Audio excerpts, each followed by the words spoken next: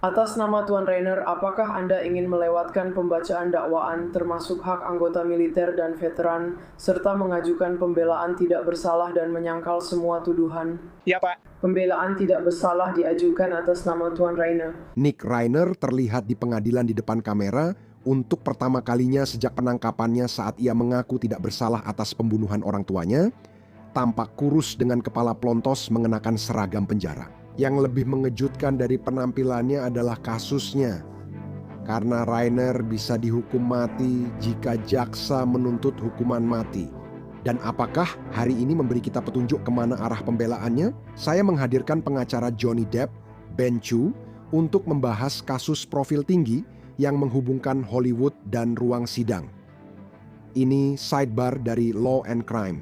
Saya Jesse Weber. Hari ini adalah hari besar dalam saga hukum yang sedang berlangsung dari Nick Rainer. Sidang dakwaan yang telah lama dinantikan akhirnya digelar hari Senin. Dengan terdakwa pembunuhan ganda Nick Rainer hadir di ruang sidang Los Angeles County. Sidang ini sempat ditunda terkait tuduhan pembunuhan tingkat 1 dengan keadaan khusus atas kematian orang tuanya, sutradara film ternama Rob Reiner dan istrinya, Michelle, pada 14 Desember. Ini bukan kali pertama Rainer hadir di pengadilan sejak ditangkap. Ada sketsa pengadilan yang dirilis saat penampilan pertamanya di Desember dan sidang dakwaan awal di Januari. Namun, kamera belum diizinkan untuk menampilkan dirinya, menampilkan Rainer di pengadilan sampai hari ini untuk sidang dakwaan resminya, yang sekali lagi menandai titik balik besar dalam kasus mengerikan ini. Ingat, dia didakwa 2 pembunuhan tingkat 1 dengan keadaan khusus pembunuhan ganda dan penggunaan senjata mematikan, yaitu pisau. Dan jika jaksa memutuskan untuk menuntut hukuman mati dalam kasus ini, itulah sebabnya keadaan khusus ini sangat penting. Itu bisa menjadi pembenaran untuk hal tersebut. Jika dia terbukti bersalah, hukumannya bisa berupa hukuman mati, namun sejauh ini jaksa belum menunjukkan akan menuntut hukuman mati. Meskipun saya akan memberitahu Anda di luar pengadilan hari ini, dilaporkan bahwa jaksa wilayah Los Angeles, Nathan Hochman, kembali menekankan bahwa kasus ini memang, dalam tanda kutip, memenuhi syarat hukuman mati dan menyatakan bahwa mereka mulai melakukan proses untuk menentukan apakah itu hukuman yang sedang mereka pertimbangkan di sini. Kami akan mempertimbangkan semua faktor yang memberatkan dan meringankan, serta meminta penasihat pembela menyampaikan argumen secara tertulis atau lisan untuk dipertimbangkan dalam keputusan melanjutkan atau tidak melanjutkan hukuman mati. Jadi itu adalah proses yang sedang berlangsung. Saat itu Sinecua mendapat semua informasi, kami akan menganalisis secara ketat. Banyak individu berpengalaman di kejaksaan yang pernah menangani hukuman mati akan membantu saya mengevaluasi informasi ini. Dari sidang hari Senin, kita tahu pengacara Rainer, wakil pembela umum Kimberly Green, mengajukan pembelaan tidak bersalah untuk Rainer. Dan dia, omong-omong, duduk di belakangnya dengan sekat kaca yang memisahkan mereka. Dan juga perlu dicatat, seperti yang saya sebutkan, bahwa sidang dakwaan ini telah ditunda. Maksud saya, salah satu alasannya adalah pengacara pembela Rainer sebelumnya, pengacara pembela pidana terkenal Alan Jackson, mengundurkan diri dari kasus ini pada bulan Januari lalu. Hal ini didasari keadaan di luar kendali dirinya dan kliennya. Kini, pembela umum ditunjuk menggantikannya. Saya mewawancarai Alan Jackson di acara News Nation, Jesse Weber Live. Menurut saya, jawabannya mengisyaratkan gangguan mental bisa jadi jalur pembelaan sebagai penasihat hukum. Kemungkinan karena tidak waras. Mungkin ada hal lain juga. Meskipun saya tidak bisa memastikan, dia tidak mau mengatakannya. Memang seharusnya dia tidak mengatakannya. Tapi berdasarkan jawabannya, itulah yang saya tangkap. Pembelaan kesehatan mental dan pembelaan ketidakwarasan. Perlu dicatat, Rainer tidak memakai baju pencegahan bunuh diri saat sidang Senin. Berbeda dengan penampilan pertamanya Desember lalu. Meski tidak sepenuhnya menggambarkan kondisi mentalnya, ini bisa menunjukkan masalah keamanannya. Ini bisa menunjukkan bahwa petugas penjara mungkin sudah tidak lagi percaya bahwa dia berpotensi membahayakan dirinya sendiri saat ini. Tapi saya akan katakan, Anda baru saja melihat cuplikan dari sidang dakwaan hari Senin. Tapi sekarang, saya ingin memutar seluruh sidang di pengadilan agar Anda bisa melihat secara lengkap apa yang terjadi, termasuk saat Rainer benar-benar berbicara langsung kepada hakim. Silakan dengarkan. Apa langkah selanjutnya? Penasihat hukum. Pengadilan telah mencatat, kami bahas permintaan liputan media di luar catatan. Pengadilan memutuskan bahwa tidak ada siaran langsung dan tidak ada transmisi langsung, serta tidak ada perekaman siapapun di ruang pengunjung. Kami ingin melanjutkan pembacaan dakwaan. Terima kasih. Atas nama Tuan Rainer, apakah Anda melepaskan pembacaan dakwaan, pemberitahuan hak, termasuk hak angkatan bersenjata dan veteran, serta mengajukan pembelaan tidak bersalah dan menolak semua tuduhan khusus, penambahan hukuman dan catatan kriminal sebelumnya? Ya, Pak. Pembelaan tidak bersalah diajukan untuk Tuan Rainer. Penasihat hukum meminta 29 April sebagai 29 April 2026 sebagai hari 0 dari 30 hari kalender. Ya. Dan Tuan, bolehkah saya mengambil pengesampingan dari klien Anda? Ya Pak, Tuan Rainer, Anda berhak mendapatkan sidang pendahuluan yang cepat. Sidang pendahuluan dilakukan dalam 10 hari kerja atau 60 hari kalender sejak sidang dakwaan hari ini. Apakah Anda paham tentang pengesampingan dan melepaskan hak-hak itu? Perkara Anda bisa dilanjutkan pada 29 April 2026 sebagai hari ke-0 dari 30 hari kalender dan sidang pendahuluan dapat dimulai dalam 30 hari sejak tanggal tersebut. Ya. Dan apakah penasihat hukum juga menyetujui pengesampingan itu? Saya setuju.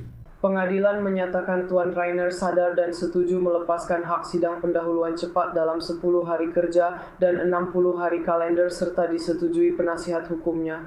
Terdakwa setuju sidang berikutnya pada 29 April 2026 adalah hari ke-0 dari 30 hari kalender. Perkara ini ditugaskan untuk semua tujuan oleh Hakim Pengawas Kalender Utama Pidana. Perkara ini ditugaskan kepada Hakim Samboda di Departemen 108. Dokumen asli untuk penasihat. Ya. Ditetapkan tidak ada jaminan. Ada lagi yang ingin disampaikan tentang kasus ini? Ya, Yang Mulia, jaksa sudah memberi sebagian besar bukti ke pembela. Kami masih menunggu laporan autopsi selesai dari kantor koroner. Setelah kami dapatkan, akan kami serahkan ke pihak pembela beserta bukti atau komentar lain. Terima kasih. Ada lagi Yang Mulia? Saya sudah membahas dengan pengadilan soal surat panggilan yang tertunda dan meminta agar segera dicabut. Dan surat panggilan yang disebutkan oleh pihak pembela tersebut dicabut berdasarkan perintah pengadilan. Terima kasih. Ada lagi Berger? Terima kasih. Terima kasih. Poin utama sidang terbaru. Sidang Rainer berikutnya ditetapkan pada 29 April. Kemungkinan penetapan tanggal sidang pendahuluan oleh hakim. Dalam sidang pendahuluan, pengadilan menilai cukup tidaknya bukti untuk kepersidangan. Jadi, kita bisa mengharapkan jaksa akan memaparkan semua bukti atau sebagian besar bukti yang mereka miliki sejauh ini dalam kasus ini atau dari sudut pandang hukum cukup untuk menetapkan adanya alasan yang masuk akal untuk melanjutkan ke persidangan. Kami belum tahu apakah sidang ini akan boleh diliput kamera, jadi kami akan terus memantau. Jaksa menyatakan telah menyerahkan sebagian besar dokumen bukti ke pembela, namun masih menunggu kontak dari kantor koroner Los Angeles terkait laporan autopsi. Dari laporan autopsi awal yang dirilis ke media, kita tahu penyebab kematian Rob dan Michelle Rainer adalah pembunuhan. Kematian disebabkan luka tusuk berulang. Saya penasaran detail apa dari laporan autopsi akhir yang bisa menguntungkan penuntut atau pembela. Saya juga akan memberitahu Anda hal ini. Pihak pembela menarik kembali surat panggilan pengadilan meski tak jelas siapa saja yang tercakup.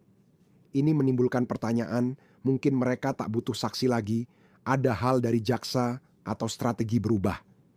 Belum pasti, tapi mari kita bahas lebih lanjut. Izinkan saya memperkenalkan tamu spesial, teman sidebar, seorang pengacara litigasi ternama. Sudah lama saya tak bertemu dengannya. Tentu Anda dikenal sebagai pengacara Johnny Depp di persidangan. Ben Chu, senang bertemu Anda, Pak. Terima kasih atas waktunya. Ada kejutan hari ini?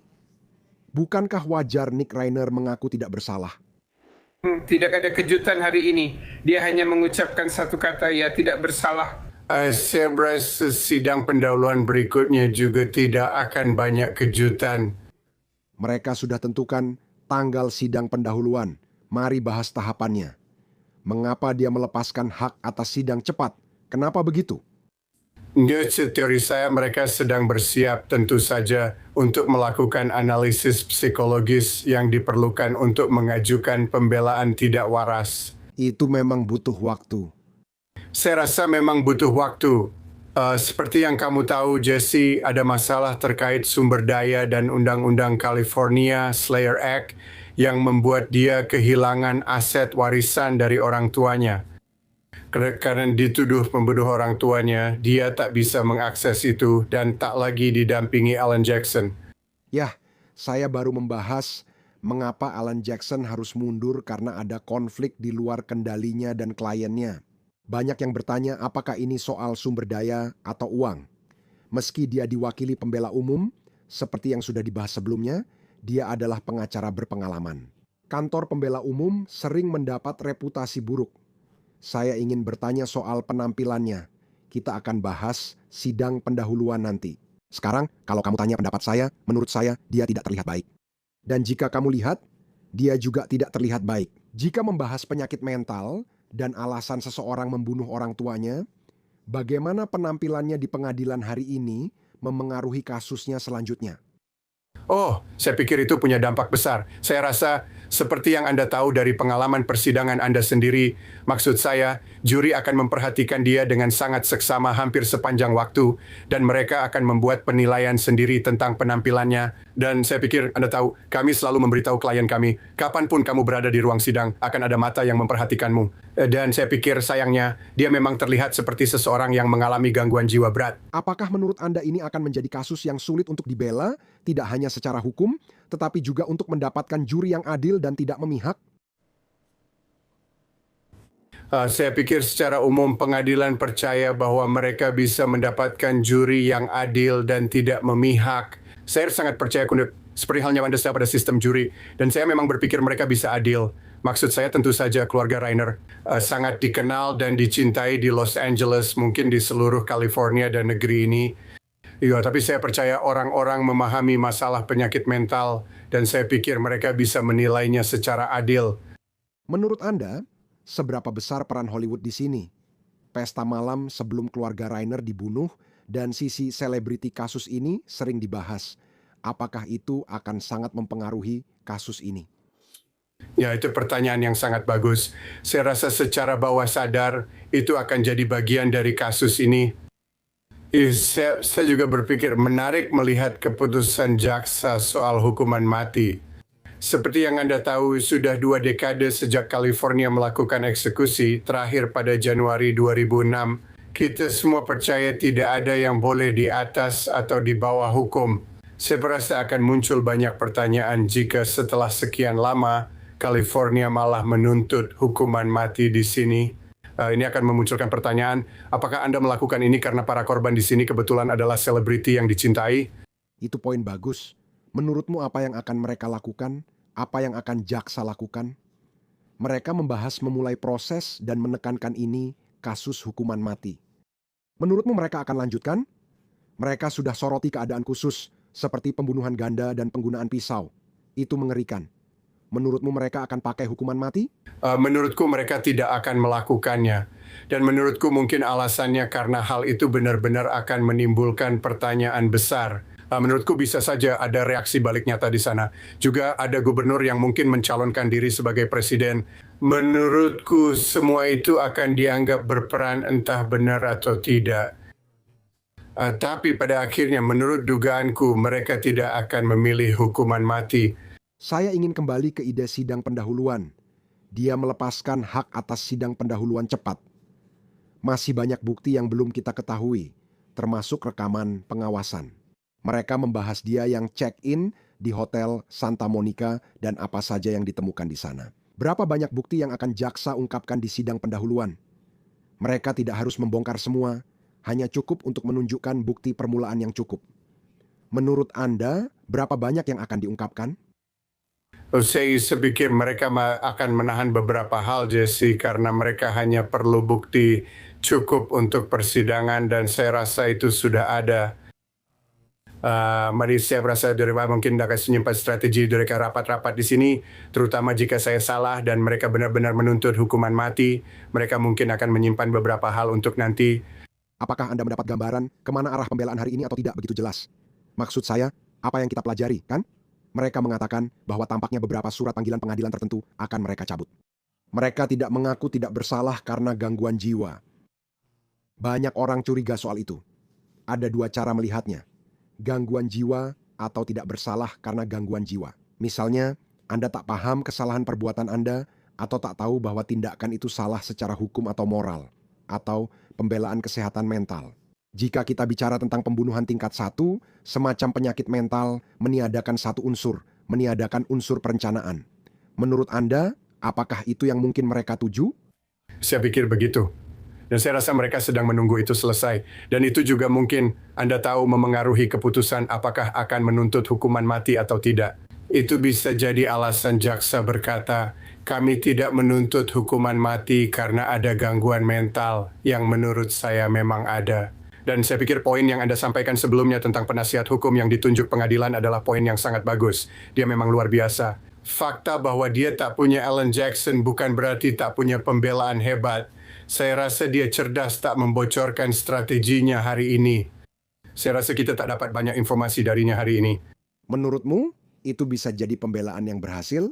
Kamu mungkin tidak tahu semua bukti atau faktor kasus ini, tapi kita membicarakan seseorang yang kabarnya mengidap skizofrenia, menyalahgunakan zat, dan diduga punya masalah kesehatan mental. Ada juga laporan bahwa obat-obatannya diubah atau disesuaikan sebelum pembunuhan itu terjadi.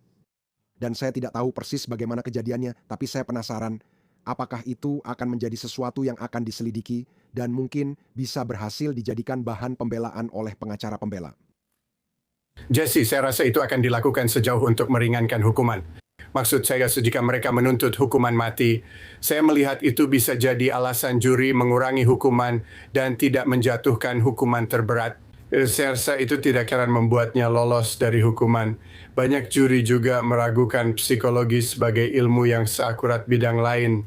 Jadi menurut saya, apakah itu benar atau salah, saya tidak tahu. Tapi saya tidak berpikir dia akan benar-benar lolos dari hukuman. Saya rasa dia akan menghabiskan sisa hidupnya di penjara. Ada banyak tekanan saat menangani kasus seperti ini, baik bagi jaksa maupun pengacara pembela. Rasanya sangat menekan. Rasanya banyak mata yang memperhatikan. Saya rasa mereka berdua sangat tertekan. Mungkin jaksa lebih berat karena publik sudah menyalahkan Rainer atas kematian orang tuanya. Saya rasa publik memang mengharapkan putusan bersalah, jadi penasihat hukum Rainer tidak rugi karena sudah diperkirakan akan kalah. Yah, saya tidak tahu. Kita masih di tahap awal. Saya sangat penasaran, ingin melihat apa yang akan terjadi dengan ini. Anda tahu, saya ingin bertanya kepada Anda, mengingat ada banyak tekanan dalam persidangan Johnny Depp dan Amber, percayalah. Jadi senang mendengar perspektif Anda tentang hal ini. Ben, terima kasih banyak sudah meluangkan waktu.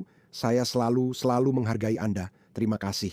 Terima kasih sebanyak, terima kasih sudah mengundang saya kapan saja. Itu saja yang bisa kami sampaikan untuk Anda saat ini di Sidebar semuanya. Terima kasih banyak sudah bergabung bersama kami. Dan seperti biasa, silakan berlangganan di YouTube, Apple Podcast, Spotify, atau dimanapun Anda mendapatkan podcast Anda. Anda juga bisa menonton kami di Peacock milik NBC. Episode-episode kami juga tersedia di sana. Jika Anda ingin mengikuti saya di X, Instagram, acara saya di News Nation, Jesse Weber Live, Senin sampai Jumat, pukul 11 malam waktu timur. Sampai jumpa di lain kesempatan semuanya.